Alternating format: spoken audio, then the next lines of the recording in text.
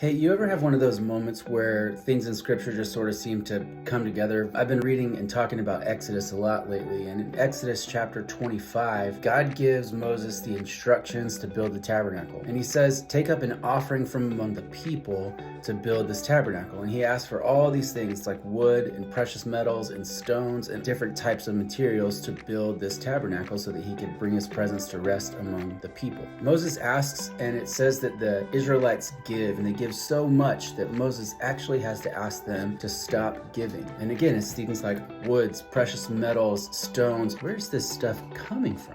I mean, we're talking about a people who had been enslaved for over 400 years. Where are they getting these items? If you look back at Exodus chapter 12, the night of the Passover, Pharaoh finally releases the captives and tells them to go on their way. In that moment, God turned the hearts of the Egyptians toward the people of Israel.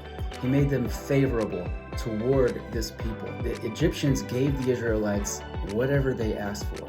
And because of that, they plundered the Egyptians. The first time I read that, I was like, why is God wanting them to have all this stuff? He's kind of weighing them down for their travels. And here's why. He was preparing to make it possible to build the tabernacle. Since the fall, since Genesis chapter 3, God has been working to restore his people to himself.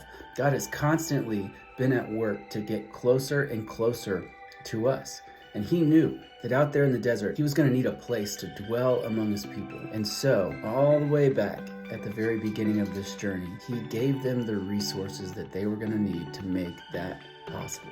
And so I want to tell you, as you pursue your calling, as you live out the things that God has called you to, as you continue to pursue his presence and a relationship with him, know this. He has been at work since the very beginning. He has been pouring into you.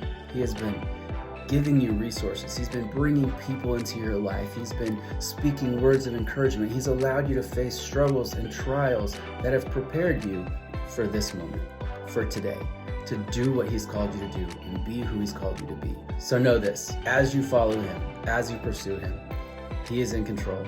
He is at work on any problems that could possibly arise. He has given you everything you need to live out the calling that he's placed on your life. So get after it.